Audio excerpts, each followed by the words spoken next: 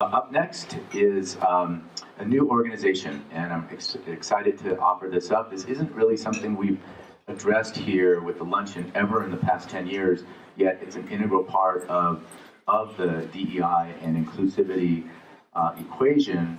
And so I thought it was great timing and really important. My friend Jim Miller, who I've known for a long time from the paddle sports world, kind of a legendary guy there, working with different brands. And launching his own company was someone that I've followed for a while, and then he reached out recently with their new organization called Respect Outside. And so we're going to have them come up and tell us what Respect Outside's about. His partner, Gina McClard, is who's going to speak, and she'll tell you a little bit more about herself and why this work is important, what it is, and why it's important to DEI Outdoors. So, Gina, come on up. Hi, everybody.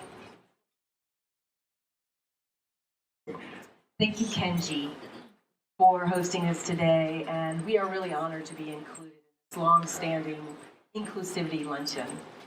It's great to see everybody here. Kenji, your commitment and forward thinking continue to benefit all of us in the outdoor industry. Thank you. It's really heartfelt.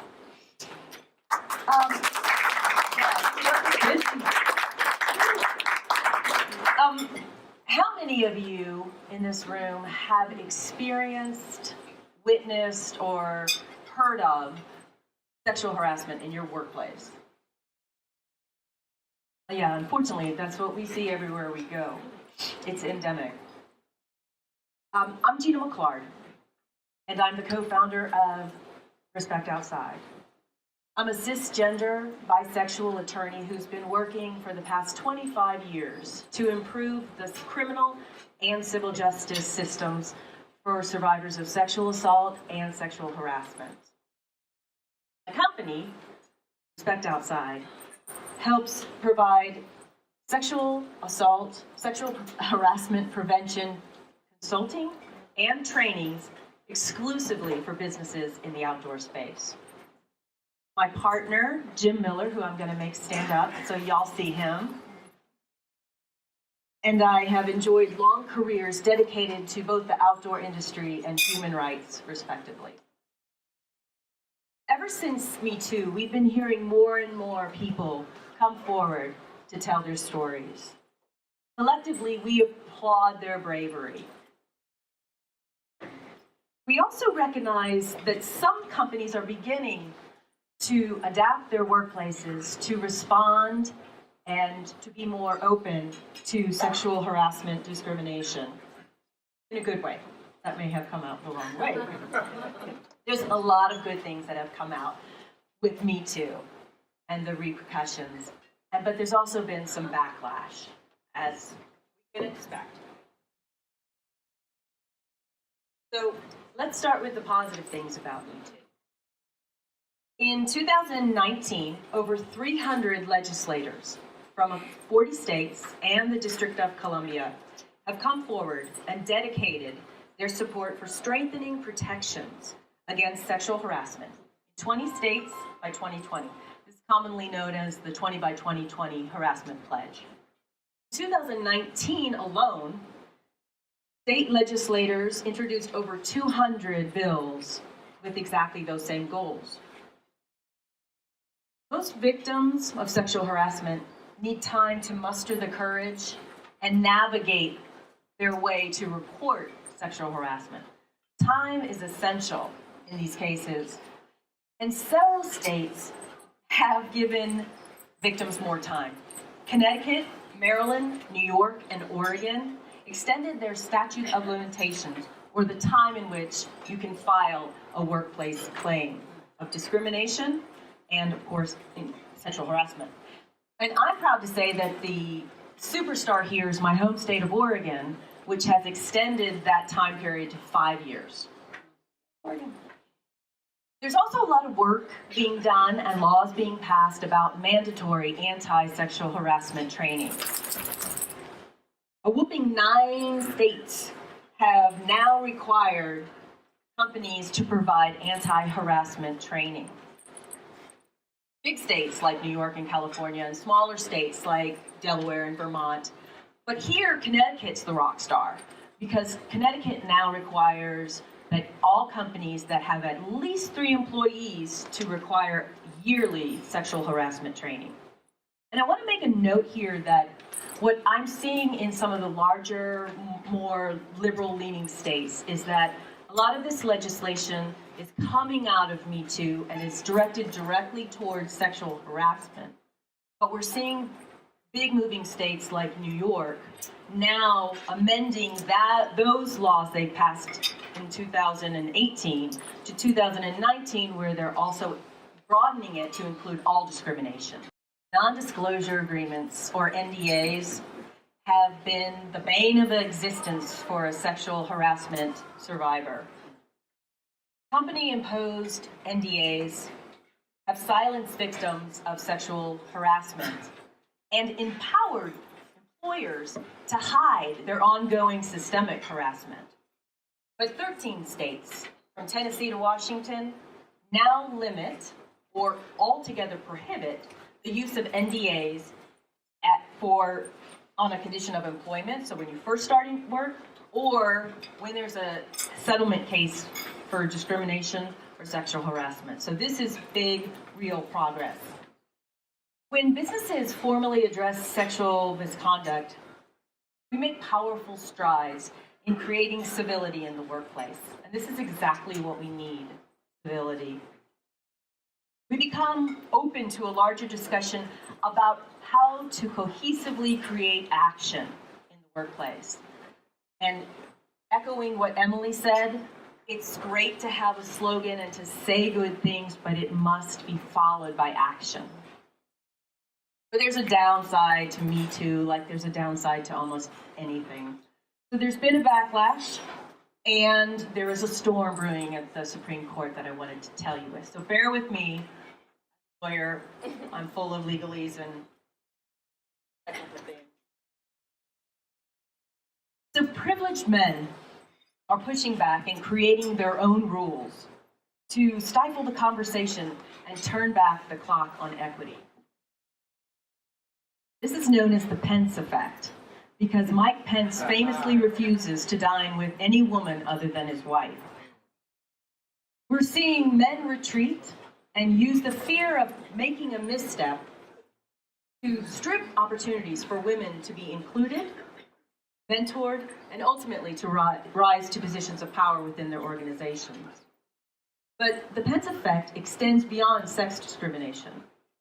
People in the workforce are afraid of making mistakes. How many of you have heard, things have gotten so politically correct, I don't even know what to say anymore. Maybe I'll just shut up.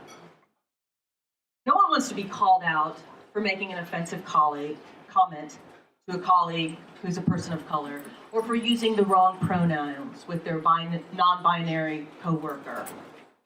But this fear of interacting, this fear of engaging, has really resulted in this minimizing of contact, the isolation of the other, and creating fewer opportunities for people to advance and to take their rightful leadership opportunities.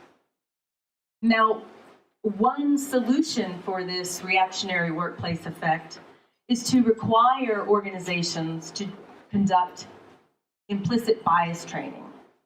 Another one would be for organizations to formally sponsor mentorship and sponsorships within their organizations.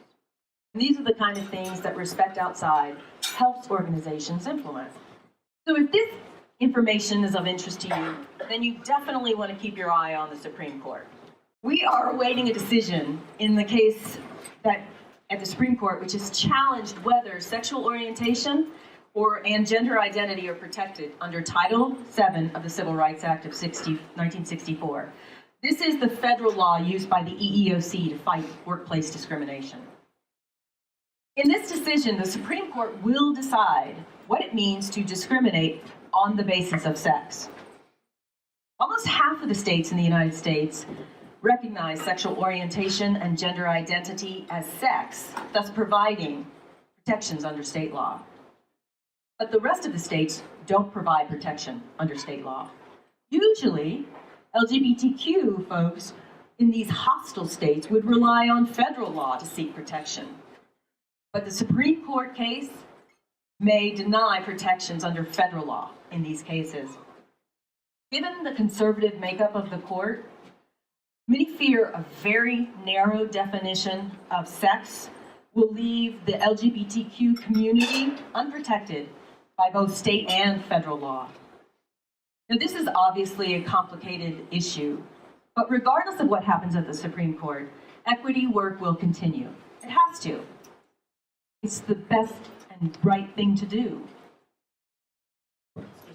But it also makes business sense. A recent McKinsey study showed that companies who had culturally and ethnically diverse executive committees and executive teams were 33% more likely to have better than average profits. So it pays to be diverse. As I've mentioned, Respect Outside helps companies create a comprehensive policy and procedures around sexual harassment. And part of this work is to help companies understand that not all victims are the same. Companies need to create their sexual harassment policies to offer a myriad of ways for folks to respond, report, and cope with workplace harassment. No two victims are the same. It's essential that organizations recognize that people of color, men, and LGBTQ community employees may need a different approach in responding and reporting workplace harassment. In our industry, creating a more diverse and inclusive workforce is going to take significant effort, as many of us in this room know. We come to this industry with shared values for outdoor spaces, sustainability, and the climate crisis. Collectively, we've done a great job in outdoor stewardship, teaching outdoor ethics, respect for the environment, to leave no trace. But now it's time for us to bring all the aspects of justice, equity, diversity, and inclusion under this big and burgeoning sustainability tent. That's where it belongs, that's how it affects workplaces in the outdoor industry, and that's where everyone should be together in this work industry. Many of y'all have been doing this work for a long time. But we all know it will take a coalition, and Respect Outside is really happy to be on this journey with you. Jim and I will be at the front table back there after this if y'all have questions for us or the work we do, and we have some information there as well. So thank you very much. Thanks so much, Gina. That was really, really inspiring. And thank you for bringing up the climate issue as well. And so, yeah, I think I really appreciate that fresh look at diversity and inclusion through the lens of climate and of sustainability. That's a real takeaway to me. We're moving on to feature one of our founders here.